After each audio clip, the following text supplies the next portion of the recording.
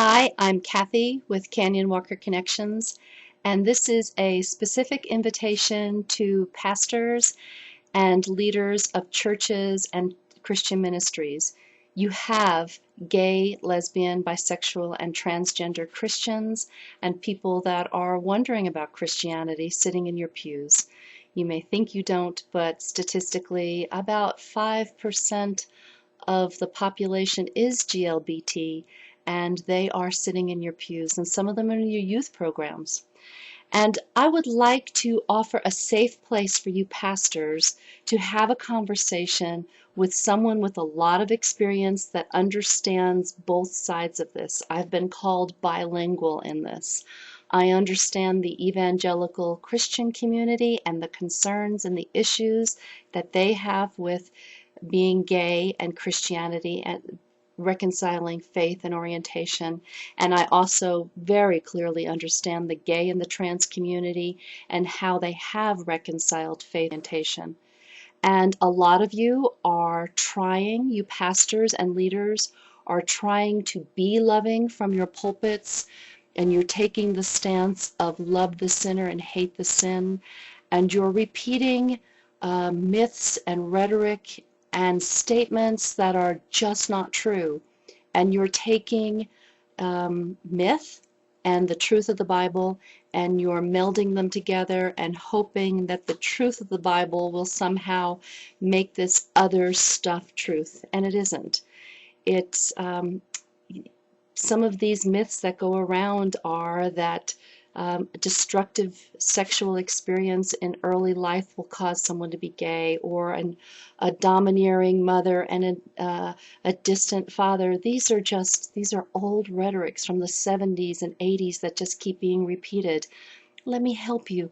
Let me help you to understand how a gay person sitting in your congregation might feel, and how they would approach their Christianity, and how they see those verses in the Bible.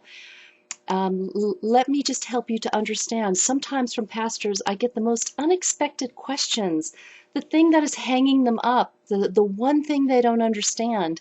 And I know it's a difficult conversation for you to maybe have in your church boards or with other pastors or members of your congregation, because the risks are very high.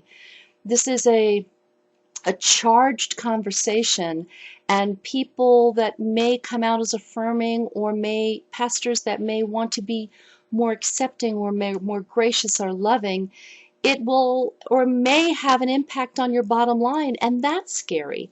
And you wonder, do you have to compromise this fabulously beautiful book? Do you have to compromise this book to be gracious?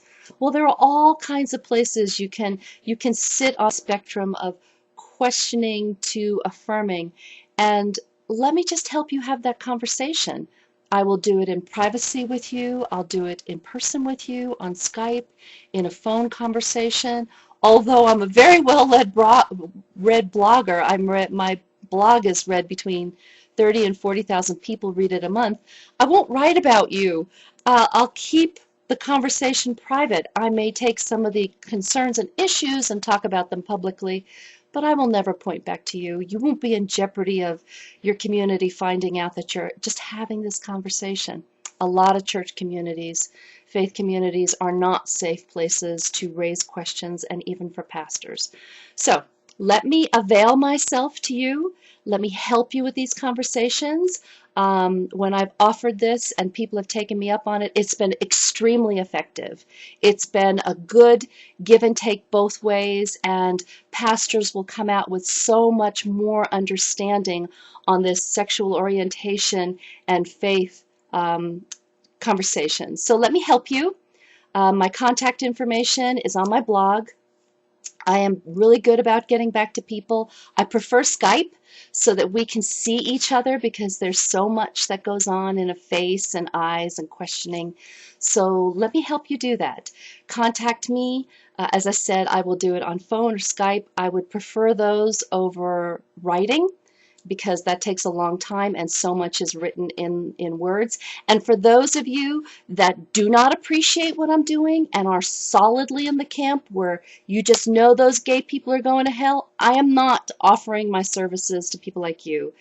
it will be somewhat of a time waster for both of us. I'm pretty decided of where I am. I've been called by God. This is a calling in my life and a ministry.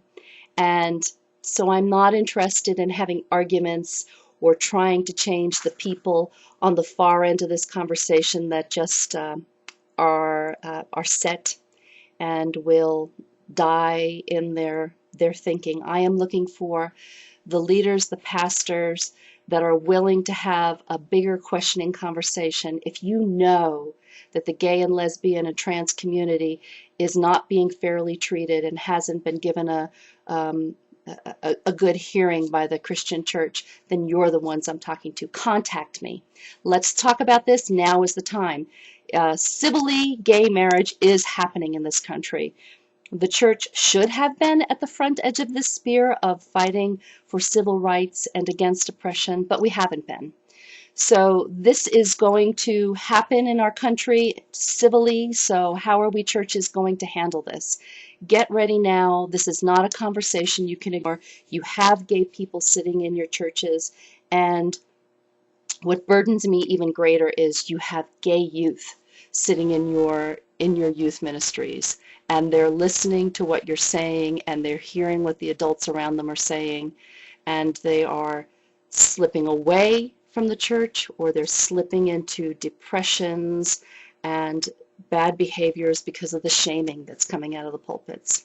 So let me help you to help them, and let's work together to get God's result in this, to get the love and the heart of God expressed to the gay community, and especially to those gay Christians and the trans Christians that are within your congregations now.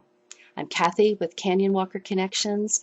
Come to my blog, send me a mail, and we will talk. Let's talk.